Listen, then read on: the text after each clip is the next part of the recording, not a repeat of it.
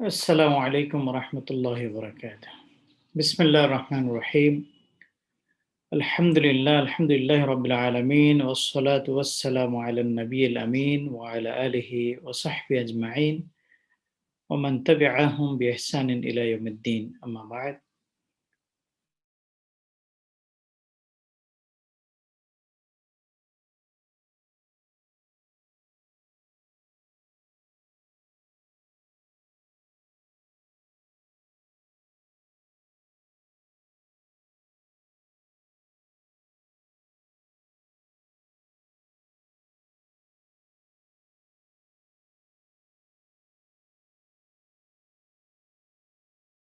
Today's lecture on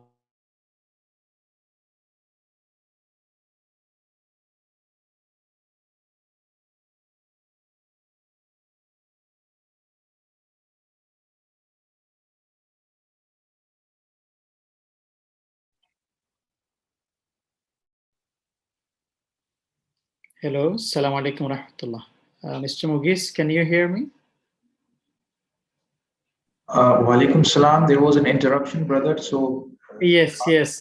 Suddenly I got some problem here. Okay, let's begin now. Thank you very much. Distinguished guests, my brothers and sisters, ladies and gentlemen, this is our pleasure to welcome you all to today's lecture on digital Islamic economy, challenges and prospects. So, as part of our activities and programs of Islamic Economics Association of the Kuwait University, we are very much happy to conduct today's lecture with the prominent scholar and speaker, our brother, Mr.MUGHEES SHAUKAT. So let me introduce, though we all know our guest speaker, Mr. Mughis. Let me briefly introduce him. Yes, he's a globally recognized financial strategist and policy maker and policy advisor, fintech specialist, MIT, United States of America, and Islamic banking advisor, Bank Nizwa Oman, and also chairman, Fingal Global Incorporation Canada, vice chairman of the Accounting and Auditing Organization for Islamic Financial Institutions, AOFI, board. Dr. Mughis is also a pioneer head of Islamic Finance, CBFS, under Central Bank of Oman. He is a thought leader, prolific author, renowned public speaker, and prominent contributor in local and global policy and strategic affairs. Mr. Project of New Age global system, climate and finance. Economics, entrepreneurship, behavioral and institutional economics, history, thought, and he's still contributing globally in the Islamic finance and economics areas. Yes, previously he worked as an assistant researcher in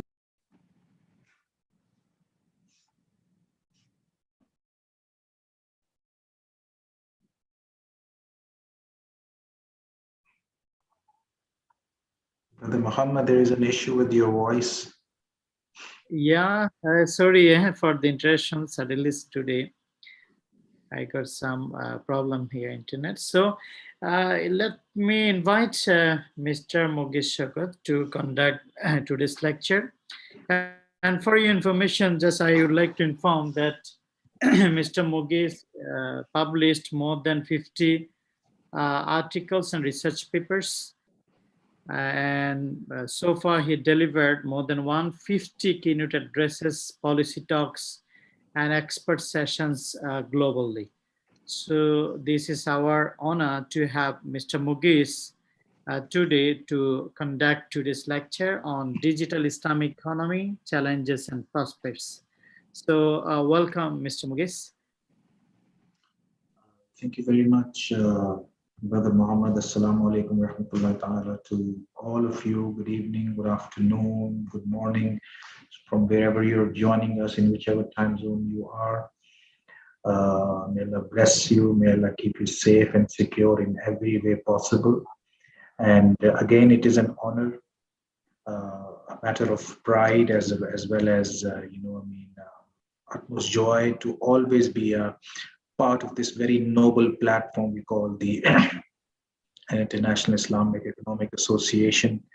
Brother Mohammed, you're doing fantastic in managing it and administering it. May Allah bless you, give you more tawfiq. And for people like me to come and share their thought process in taking things forward via a variety of issues and core issues that we bring on the table through this very prestigious platform. So again, I'm very honored to be back on that and be with all of you to discuss and bring forward some new thought process under these topics. So inshallah in a fikri way, yani at a thought process clarity manner, we can take things forward in whatever capacity Allah gives us, inshallah. So there I am again with this new session, with this new topic on this very, very noble platform, discussing the ideas of digital Islamic economy, challenges and prospects. Now, again, I mean, because the topic is right under my alley, I have bifurcated this in a simple language. What exactly are the challenges and prospects regarding digital Islamic economy? Now, to do so, folks, I want to first, sorry about that. I mean, I'm since yesterday, I'm not feeling very well, just a bit of a sore throat and flu. So if you observe this in my voice tone or some coughing, so please forgive me on that.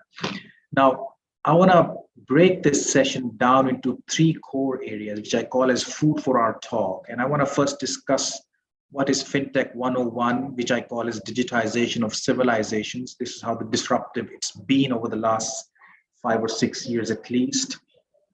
And of course, COVID situation further catalyzed humans getting online and using technology even for basic communication. And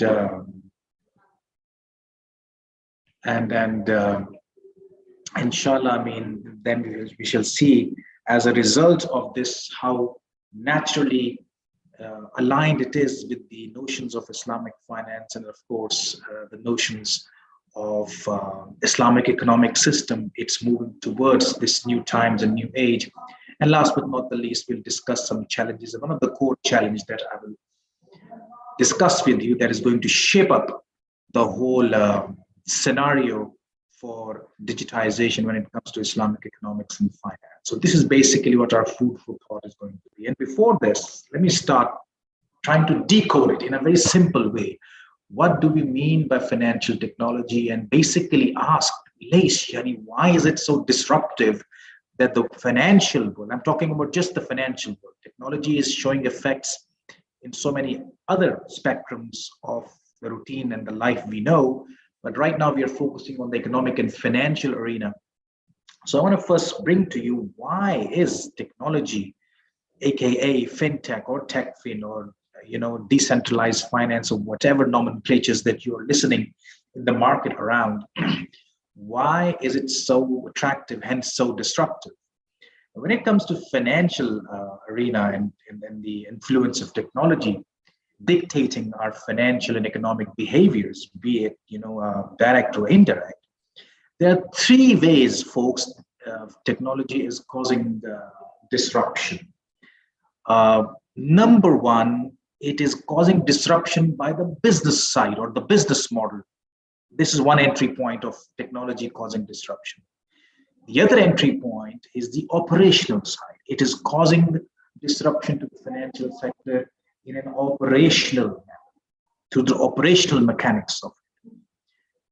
Number three is through customer experience. So when we talk about finance and technology, or technology and finance causing a disruption in the financial affairs or the financial behavior in general, there are only three ways as of now predominantly that this disruption is being caused in economics and finance. Number one, through the business models, operational, and then the customer experience model. There are certain markets, developed or underdeveloped, mostly underdeveloped markets, where only customer experience is pulling the financial sector to be dictated by technological disruptions or adopt technology-based solutions, digitization and whatnot. Perhaps in some markets, only operational ways are the entry points for such disruption to happen. And perhaps in other markets, business model is one main entry point. So these are three main models why technology is causing disruption in the financial and economic sense. Now, to understand this further, to further decode why does it matter and why we are talking about a digitized version of economics / Islamic economics, you have to understand the difference. Once you've understood the entry points, then you understand that is that disruption, no matter whichever entry point is trying to enter the financial sector, is that disruption necessarily causing an innovation through digitization or renovation through digitization? This innovation, renovation clarity is zaruri moving forward, no matter from whichever entry point out of the three that we've discussed, the disruption is trying to come in or already has entered your system. Again, limiting ourselves from the economic and financial system. So you have to ask yourself, so no matter which entry point it has chosen for itself to bring disruption in my economic or financial behavior, is that necessarily taking me towards innovation, or is just renovating my routines or my systems that I normally operate with? This clarity is very, very important. This is going to be my barometer, my judging criteria. Because if I know that this technology or this digitization is necessarily bringing itself with it innovation or making me innovatively smart, transaction cost wise, operational model wise, business model wise, or customer experience wise, then my behavior to adopt that digitization, my understanding of that digitization, my utilization of that digitization or technology adoption, and hence even regulation and standardizing my procedures and policies to tame that digitization and make it more user-friendly for my experiences, be it whichever model it is trying to enter, I will be very clear how to then utilize it, understand it, regulate it, and standardize it. If I think that this is just going to bring renovation, which is also okay, then I have to tame and behave accordingly when I'm adopting it, even regulation or standard setting wise, managing it as well. So this is very important that I must understand what is renovation versus innovation, and as a natija, behave accordingly in terms of utilizing, managing, taming, administering the incoming digitization and technology-based disruption in the financial sector or the economic sector. I'll give you an example. Everybody must have a debit or a credit card. Now each debit or credit card has a Wi-Fi feature on that. Now that Wi-Fi feature can be a simple example that I renovated. I added an extra enhancement to my present debit or credit card. That Wi-Fi feature, that is inbuilt feature of the debit and credit card, is called renovation. It's not necessarily innovation. However, if I develop totally new experience or something that is totally new or is not enhancing an existing experience, that is called innovation. For example, I now introduce, let's say, holographic solutions where I don't need a card. You just look at my face, and my face, the machine reads my face and accordingly judges what I'd want to buy and at how much price I want to buy. This is classic innovation, for example, I'm talking about. Now, Knowing that, as I mentioned, will allow me to how best I can tame accordingly the incoming financial disruption, renovation wise or innovation wise, no matter which entry point it selects, business, operation, or customer experience.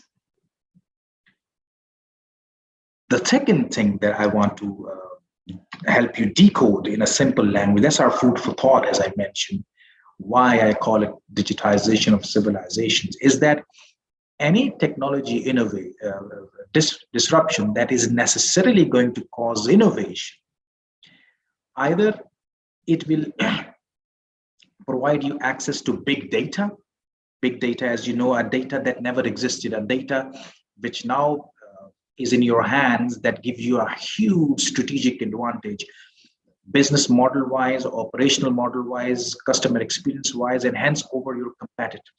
So disruption shall necessarily give birth to big data that you never had, that you can utilize strategically, of course, affecting your revenues and service and whatnot, model operations of customers.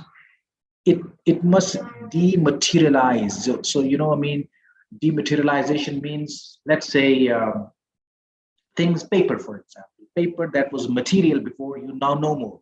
Now, electronic communication, for example, very simple example I'm giving you, there is dematerialization that is happening. Number two, it demonetizes. It has to demonetize, meaning to say, let's say cryptocurrency, for example. So monetization is now becoming digital. You're now relying less on paper currency and more on digital currency. And it must democratize or decentralize decision making. So if any of these four, or simultaneously these four things are happening as a natija of that technology disruption, it is essentially an innovation-led technology disruption or digitization as compared to a renovation-led. And accordingly, picking my business model, operational model, customer experience, and knowing that is this disruption is being done innovatively through data, dematerialization, demonetization, or decentralization, it means to me that accordingly I will then behave and administer my disruption or incoming disruption. So basically, this is what, based in a very simple philosophy, digital disruption / digitization of civilization means. And all of these four items, data, materialization, demonetization, and democratization or decentralization, has to be a consequence for it to be categorized formally. Yes, this has disrupted. Question is now, with all this discussion that has just been submitted to your kind selves, what does that mean to Islamic banking and finance, or Islamic economic in general, and where does it all fit? Now, I have some data points, particularly when it comes to the Islamic world. Number one, we are over a 1.6 almost billion Muslim population. This is one data point. Number two, more than 50% of the global youth, 35 years and below, are Muslims, and importantly, they are all tech savvy. Number three, 50% of least financially included unbanked global population is among the Muslim community. Number four, only 41% of the OIC population has bank accounts versus 92% in the non-OIC developed countries. Number five, an equally important data point, total estimates of Muslim countries' sovereign wealth fund that the government's funds, is 3 trillion, with only 650 billion of the 3 trillion coming into Islamic finance. So if you look at these data points, you will see what? 1.6 billion Muslims, more than 50% is young people who are tech savvy, least financially included on top of it. And so much so that only 41% of the Muslim community have bank accounts, with so much potential that we are sitting, fulus-wise, governments are sitting on minimum $3 trillion of funds available, and only 650 of which is going to Islamic finance. There is something wrong. Massive tech-savvy population, huge size of overall population, least financial inclusion, least banking going on in these communities, and a lot of monies that is still yet to be tapped to be transferred or channelized by Islamic banking and finance, hence the Islamic or halal economic system. What's going on? This is where it becomes much more relevant that it is about time that perhaps Islamic economics and finance should rejuvenate itself, rejuvenate its efficacy, and try and tap these data points. Now, for an Islamic economic and financial system, be it banking or non-banking system, they now know that I have a 1.6 billion of religiously emotional customer base who are straight away my original natural customer.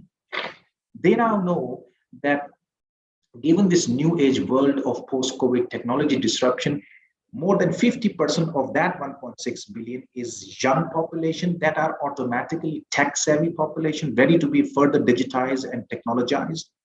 They now know that more than 50% of the same 1.6 billion is unbanked. So if I'm an Islamic banker, this is massive news for me. I should be very excited. And they now know that only 41% of the OIC, 57 Muslim countries, OIC population is does not have any bank, yani 59% does not have bank accounts, if you see that. And I have $3 trillion sitting in my OIC countries, Muslim countries, only 650 billion came to my bank, for example, overall. So to be honest, this is a very exciting situation because this for me is a huge room to contribute. And the only way to contribute is if I understand and utilize this digitization or this wave of digital technology disruption that is changing the social fabric of the society, particularly post-COVID times. I should be extremely excited. If I belong to Islamic economic or financial or halal economy system, these data points and what is happening, the digitization of civilization, the disruption, the innovation that is bringing data-wise, dematerialization-wise, monetization-wise, decentralization-wise, to whichever entry point, business, operational, customer experience model, with these data points, I should be the most excited human being on the earth. This is why I call it a natural semblance to Islamic finance. Why? Because I call fintech, aka risk-sharing Islamic finance, aka also known as risk-sharing Islamic finance, because the aspects that has made financial technology disruption such a noticeable thing in the whole financial arena is not digitization per se, or is not fintech because it's technology based per se. No, what fintech did and what made fintech disruption so noticeable and so famous, that what it did was it started doing basic contracts of Islamic banking and finance through technology.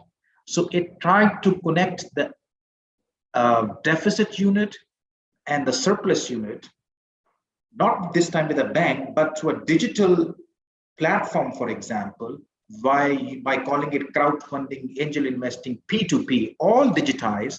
At the end of the day, applying partnership between them, mudarabas and musharaka, application of one-on-one basic risk sharing of mudaraba and istithmar contract through digitization. And such solutions, the crowdfunding, the angel investing, the P2P, and similar mudaraba musharaka applications through technology, through digitization, made it so disruptive that it started challenging banking traditionally as we know. And because of this similarity of the contracts and the model and the operational mechanism of risk sharing, if the SMAR based Islamic finance, the mudarabas and musharaka methodologies, the models that these people use with new names through digitization, this is why fintech disruption, that disrupting the financial sector as we know, is basically using Islamic finance through digitization and causing this disruption that is changing the economic and financial arena. This is why, based on this information, I become double excited because fintech is using what I'm supposed to already use 50 years ago when I brought in, brought back Islamic finance into the system. So fintech disruption is more closely related to me. Islamic economic and financial system should be the first to adopt such digitization because it is actually using the modes of Islamic risk-sharing finance to cause disruption in the financial sector. So any system that should welcome this, particularly when you have this room of contribution, the data points that are available and makes me very excited, I should be the first person to welcome and congratulate and embrace such sort of financial technology. Leish, because that disruption is being caused necessarily by using my own modes that I was supposed to cause disruption when I brought back Islamic finance 40 years ago. So basically, financial technology disruption is serving the basic maqsad of Islamic finance and the mandates that Islamic financial system carried. This disruption would have been the disruption that was caused by Islamic finance when the system was brought back 40 years ago or so. But fintech is actually serving this mandate. So I, as an Islamic banker, should be very positive. I have so much room in my population is 1.6, more than 50% of my youth is tech savvy. Unbanked, less financial inclusion. They're crazy emotional people waiting for Sharia compliant financing. Halal economy is there. Sovereign wealth fund. My God, I have all the facilities and opportunities and the tools to play with. And on top of it, I have now financial technology causing disruption by using my own contracts. So this is what I call a natural synergy. We should not be afraid of this disruption as an Islamic bank or Islamic economic system. We should welcome it because it is serving my own mandate in a smarter, more user-friendly, more innovative, less transaction cost friendly manner. So me as an Islamic banker, I should embrace, this is the prospect. This is the opportunity.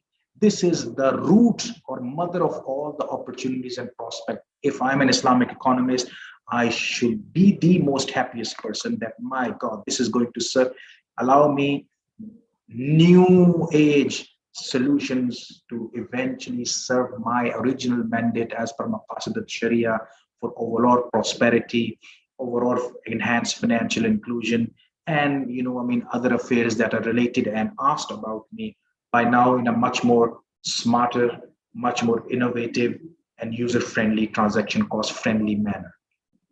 If I'm able to do that, if I'm able to decode, and then eventually understand fintech from its ecosystem perspective and see how it naturally matches my visions because it uses my own modes to serve Islamic finance through technology, man oh man, I'm not only going to serve 1.6 billion, the whole world then becomes an instant and more attractive and more familiar market to me because people are embracing Islamic finance. They don't know Islamic, call it Islamic finance. They may not understand it from that angle, but they are actually getting istifada or getting, problem solved by the mechanics of Islamic finance in this way through digitization and technology-based solutions. So this is my case. This is exactly the prospect. Now, the challenge is how to achieve, how many people know this, what we just discussed. This is where the challenge is. And once you know this, how many are ready to implement it in the way that has just been explained to you in an opportunity-oriented, embraceful manner? So first challenge is how many have this thought process clarity and see these opportunities, see this as a natural semblance and move on. And number two, how are you going to implement? The first thing first is create awareness about it. Create a fikri awareness simultaneously about it. Now, this is where the challenge is. This thought process clarity is equally missing in a very disparaging manner as it was missing when Islamic finance was relaunched 40 odd years ago. There is again, Islamic finance 101 is still facing and struggling with intellectual, cognitive, and dissonance and cognitive, deficiency among masses, everybody stakeholder-wise included. And now 2022 onwards, another cognitive deficiency and dissonance is palpable when it comes to adopting with all these opportunities and natural semblance on offer, a fintech-driven model, technology digitization-driven model of Islamic economics and finance. So this is double the danger now. And this is why this is the challenge. And I can still see, I was looking at how much of people are working and know about this fiqh stuff or this clarity. I saw a latest report, and I was not surprised, to be honest, because I fear, again, same sort of dynamics are at practice over here that were there when Islamic finance was originated. We didn't understand and were not totally well aware, fully fiqh-wise, philosophical-wise, grasp-wise, underpinnings-wise, still is about the efficacy of Islamic finance, and now the digitized version of Islamic economics and finance. Look at this, for example. In the most prominent centers of, I'm sorry, it's a blurred slide, but I can share a proper report later, perhaps, for example. I just tried to judge at a fiqh level how much work is being done to raise such a thought process awareness among the masses, particularly the youth, who are the torchbearers of the Jadid Islamic finance incoming. Realize that out of so many institutions that are practicing in these famous Islamic finance markets, 968 educational institutions mostly are still dealing with 101 or core sort of areas of Islamic finance.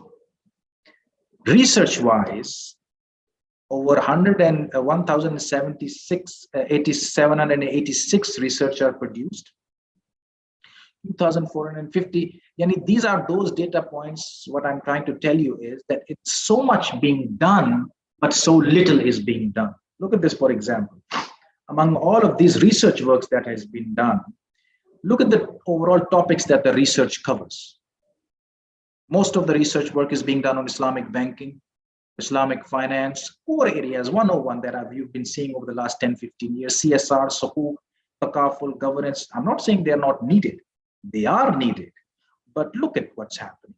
Little, if at all, anything is being done over the last 4 or 5 years, 2015 onwards, basically, on anything that has to talk about technology, digitization, this natural fitri match of digitization and Islamic finance, and what we just discussed in the last 20 odd minutes or so. So this is my challenge. This is the fikri challenge. I do not want to now embark on a digitized Jadid version of Islamic finance by having the same shallow ground where my fikri level is not totally fully clear about the efficacy of it, which I did when I rebrought the system of Islamic economics and finance, or halal economy, 40 odd years ago. The same mistake. This is my challenge. If I want to adopt a Jadid version of Islamic finance, I must be fikri wise totally clear. If I'm not, then it'll be again a misfire. Look at this, for example. Right now, not a single professional qualification, full throttle that is available that gives you a full-on understanding in and out, end to end about technology, digitization, and its role in Islamic banking and finance and the times to come. Nothing. Sifr, full non-formal education. What about the risk of cyber attacks, for example? Because we've been talking about digitization and all that, but of course, digitization comes with a dark side of it. And technology also will always carry a dark side of cyber security, cyber risks. How much we are not even aware of what we've just discussed in these slides, let alone being aware of cyber security and cyber risk. Love talking about digitization, but little we talk about its dark side. That's an inbuilt, you can't avoid it, cyber security or cyber risks. If you're not even talking about digitization 101 and its role in Islamic finance, which is much more fitri than as conventional finance, you don't even want to discuss right now. Cyber risk is far, far away from the topics of discussion. So it's such a challenge to me that I fear that if fikri-wise, we are on the same trajectory of adopting this Jadid Islamic finance, like what we were when adopting 101 Islamic finance, will be again at a miss. So the prospects or the opportunities that are now coming up that I've just discussed in an absolutely exciting manner that makes me as a player in Islamic economics or halal economy 10 times more exciting than a conventional banker or a financial system. Uh, but if I'm unable to grasp the ideas fully and clarity is not there, and there is still again cognitive deficiency and cognitive dissonance in my thought process, I'll be at a miss again. It's a huge misfire, because Islamic finance adopts it or it doesn't adopt it, technology is so disruptive that it is going to create its own way and will keep on serving the mandate of Islamic finance by using Islamic istismar, similar contracts, and you'll be playing a catch-up game. So it will lead you rather than you creating a synergy. So little do we talk about cybersecurity, cyber risks. I mean, this is again, for example, look, threats of cybersecurity, and nobody's even talking about it. We are still at phase one clarity. It is becoming easier, cheap, and more powerful. All the cyber risk, all in this COVID scenario, last 2 days, one of the things that has increased are cyber attacks and cyber crime massively.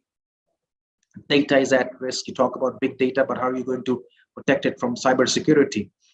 These things, now there is a new phenomena that any institution that is going to be more cyber hygiene would be a sustainable institution.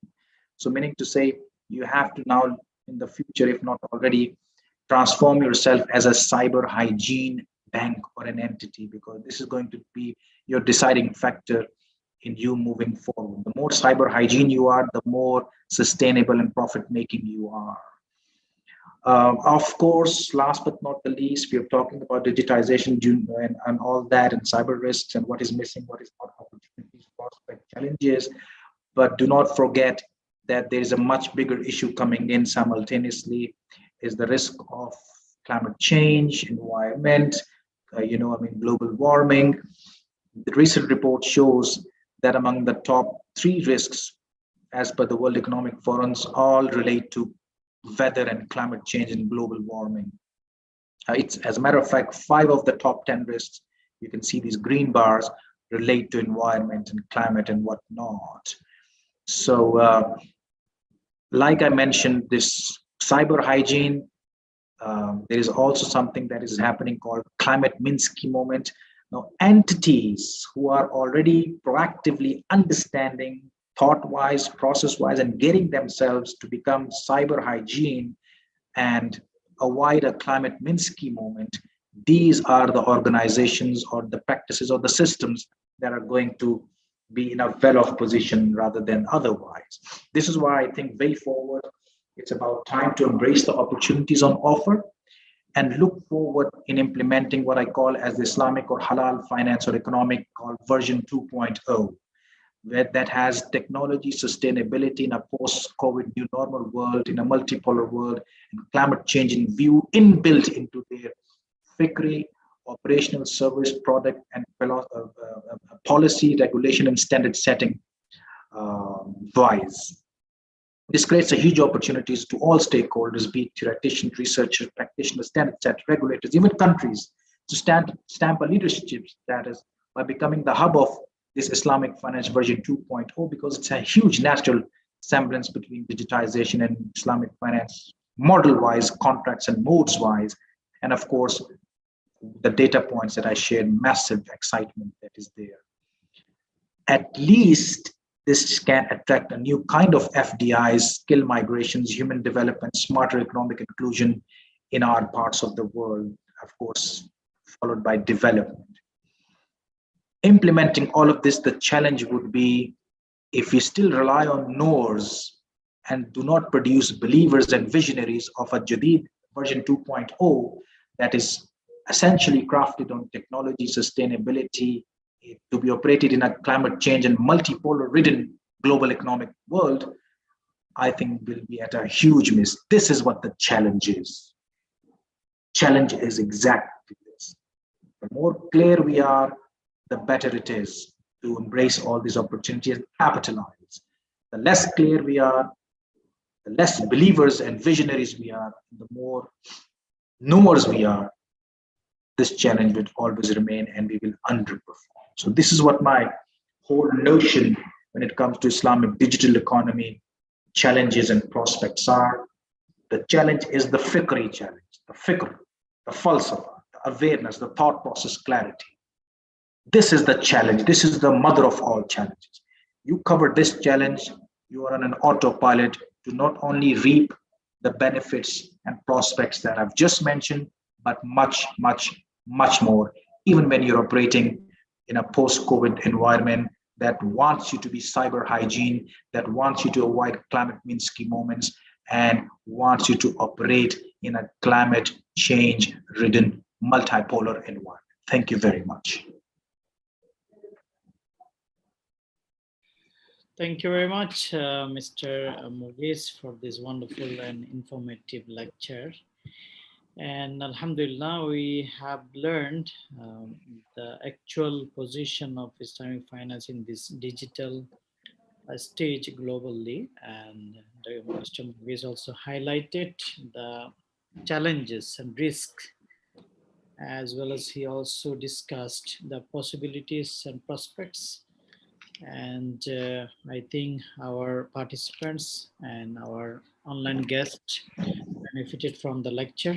And now, Alhamdulillah, I think we ended, before the specific times. So this is good for our online guests and brothers and sisters. If you have any question or anything you need clarification, so please, you may ask, you may write in question box, or you may raise your hand.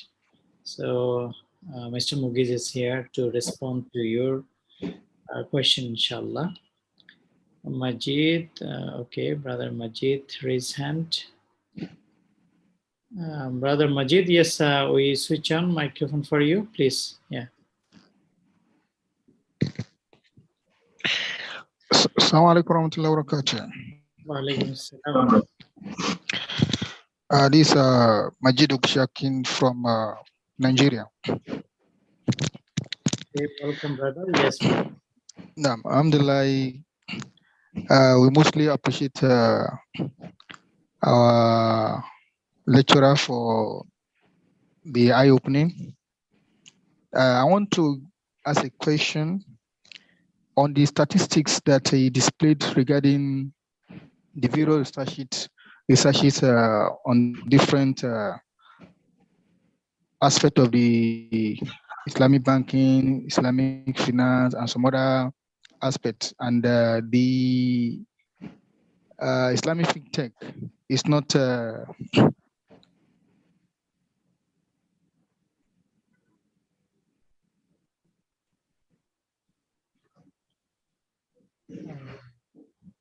Yes, Brother Majid. Yes. We cannot hear you, Brother Majid.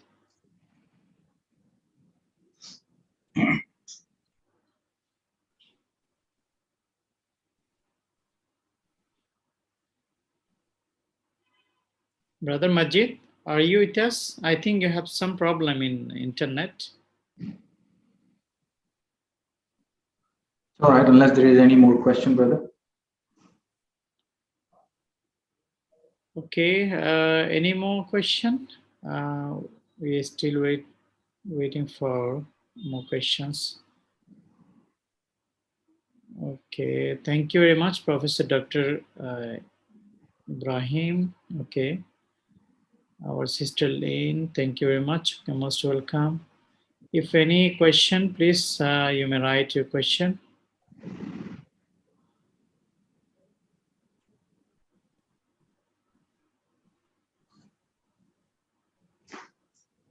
Yes, brothers and sisters, we wait for your question. If there is no more question, we need to end the session.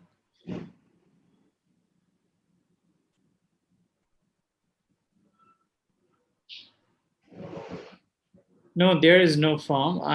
You just need to register in our website. You go through a website and fill up the form of membership. Then you will see there is a form. You just fill up that you join this program and that program. So our committee will directly mail you and you can receive the certificate, inshallah.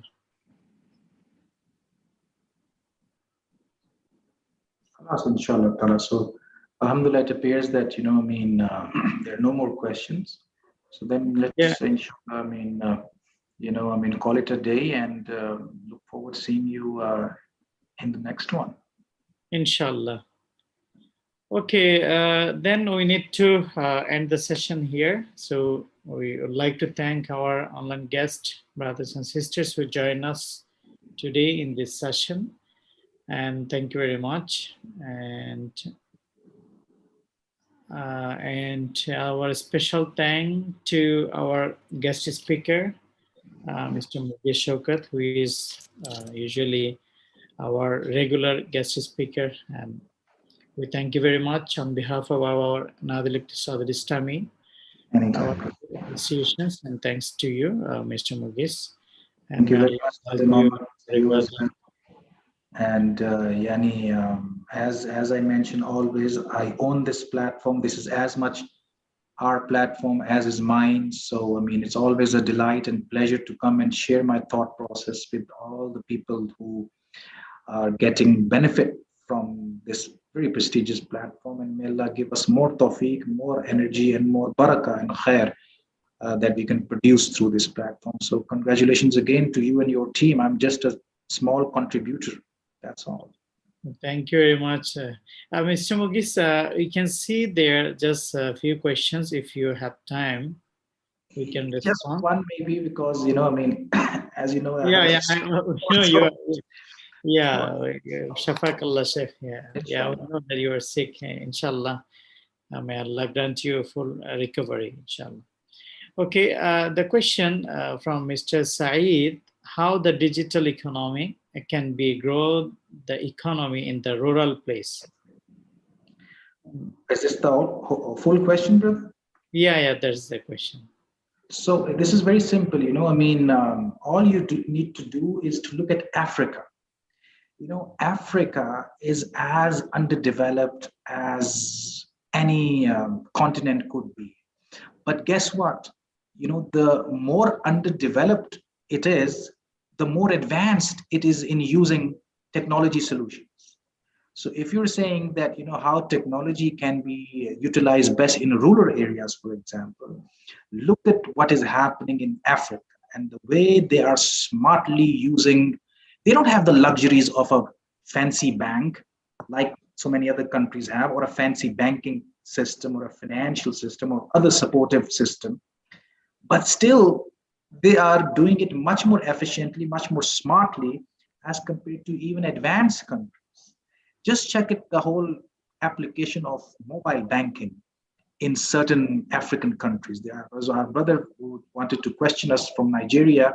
If he was there, ask him this story. Tell him how you're doing when it comes to payment system through digitization technology or mobile banking.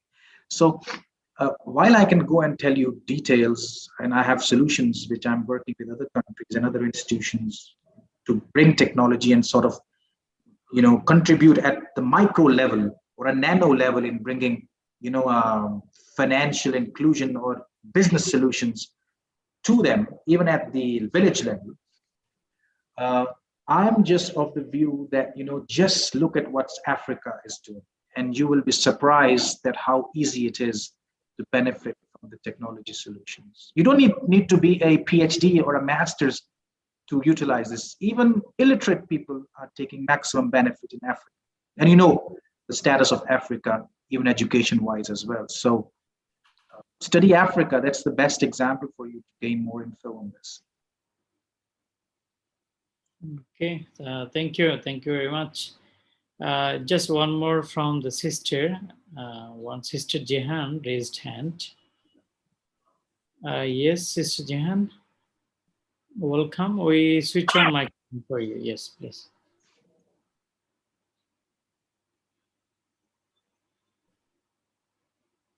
Jehan Altonsi, we switch on microphone for you.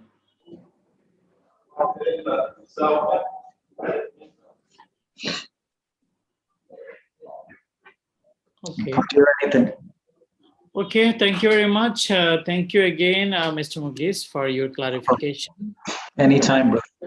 We thank our management, our brothers and sisters in the association, especially our Dr. Alal Arbeid, Director General of the association, for their effort and this khidmah. May Allah reward them all. So with that, we will see you, inshallah, in next lectures, next session. May Allah bless. May Allah bless us all. سبحانك اللهم وبحمدك أشهد أن لا إله إلا أنت أستغفرك وأتوب إليك. السلام عليكم ورحمة الله وبركاته. Wa alaikum assalam. Take care, everybody. May Allah bless us all. You too. Inshallah. Shafakallah Sheikh. Inshallah. Assalamu alaikum. Salam.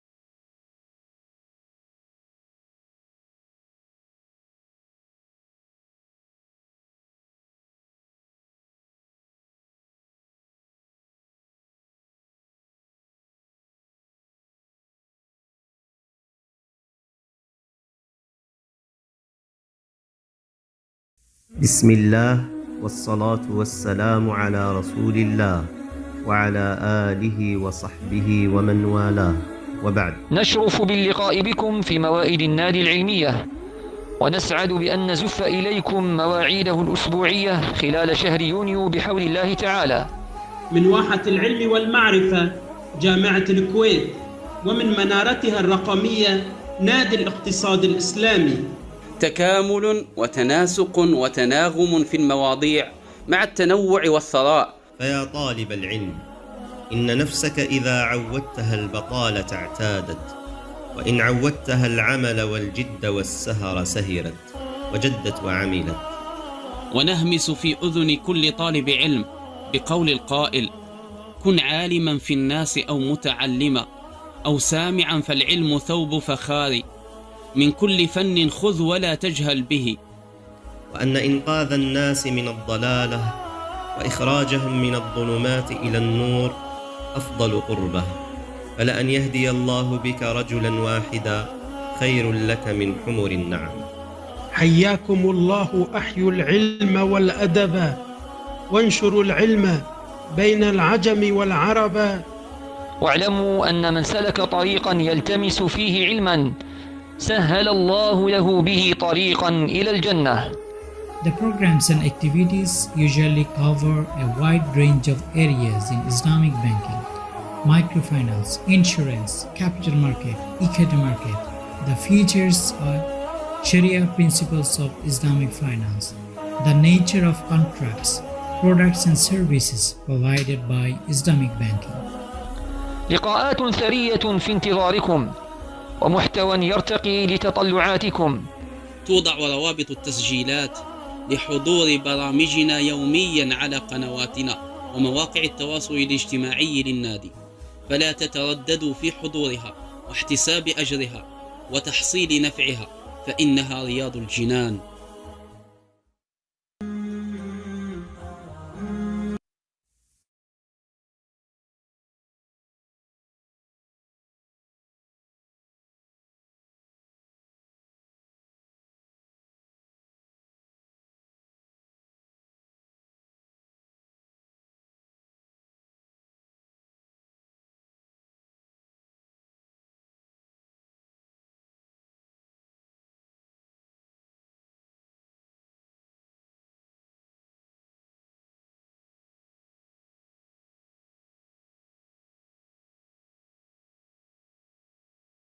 سعيا لخدمة طلبة العلم والارتقاء بمستوياتهم، يسر نادي الاقتصاد الإسلامي الإعلان عن منصة مدارج لإصدار الشهادات، بوابة خاصة لكل طالب، إمكانية التحقق من مصداقية الشهادات، إمكانية تغيير الاسم، كيف تعمل المنصة، بعد حضورك إحدى المحاضرات التابعة لنادي الاقتصاد الإسلامي، يقوم النادي بإنشاء حساب شخصي لك، ثم تصلك رسالة إلكترونية عبر البريد تحتوي على رابط المنصة. اسم المستخدم كلمة المرور. قم بالضغط على رابط المنصة، ثم أدخل اسم المستخدم كما هو موضح في الرسالة، وأيضا كلمة المرور. ثالثا، اضغط على شهاداتي. بعد الدخول إلى لوحة التحكم الخاصة بك، قم بالضغط على شهاداتي. هنا سوف تظهر لك جميع الشهادات الخاصة بك. بإمكانك الضغط على تحميل لتحميل الشهادة. كما يمكنك تعديل الاسم بالضغط على تعديل الاسم الكامل وكتابة الاسم الصحيح. انتبه، يسمح لك بتعديل الاسم الكامل مرة واحدة فقط. الرجاء التأكد من كتابة الاسم الصحيح. بعد ذلك قم بالضغط على حفظ.